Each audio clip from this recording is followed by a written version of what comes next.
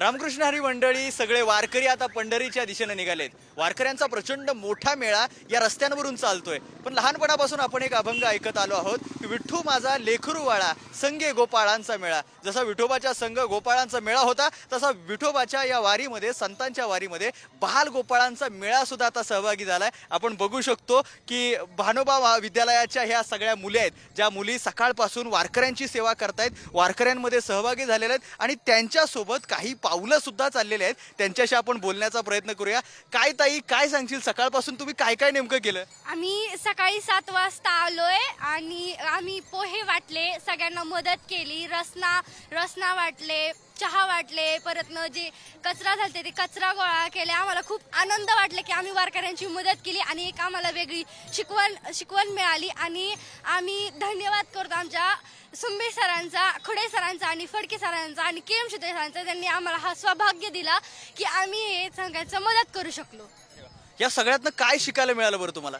आम्हाला शिकायला असं मिळालं की आपण सर्वांची मदत केली पाहिजे, अशी शिकवण मिळाली। आनंद दिला पाहिजे आपण सगळ्यांना, आपला भारत आपला स्वच्छ ठेवला पाहिजे आपण। एवढी शिकवण मिळाली आम्हाला। म्हणजे सेवा हा धर्म तुम्हाला या माध्यमातून मिळाला। जे अनेक मुलं मुली असतील जे आले नाही तिकडे, तर त्यांना काय सांगणार आता गेल्यावर तुम्ही? त्यांना सांगणार की आम्हाला खूप मजा आली, आम्हाला खूप छान वाटलं, आम्ही वारकऱ्यांची सेवा केली व आम्ही चहा वाटला, पोहे वाटले, जे खाली कचरा होता तो सगळा साफ केला व वारकऱ्यांना आम्ही खूप छान पद्धतीने मदत केली, असं आम्ही त्यांना सांगू। शाळेत साफसफाई करताना बऱ्याचदा आपण दांडी मारतो, बरोबर करा। पहिल्या दिवशी शाळेत जात नाही कारण सफाई करावी लागते, पण तुम्ही आज इथं सफाई करताय, तर मग ह्यातनं तिकडे गेल्यानंतर काय शिकवण आचरणात आणणार? साफसफाई करणार। तिथं साफसफाई केल्यावर, शाळेत साफसफाई केल्यावरती असं वेगळं हे होतं आणि असे वारकऱ्यांसोबत केल्यावरती असं वेगळं फील होतं। आणि सकाळी सुद्धा आमच्या वर्गातले काही जे मुलं आहेत त्यांनी वारकऱ्यांचे पाय दाबले।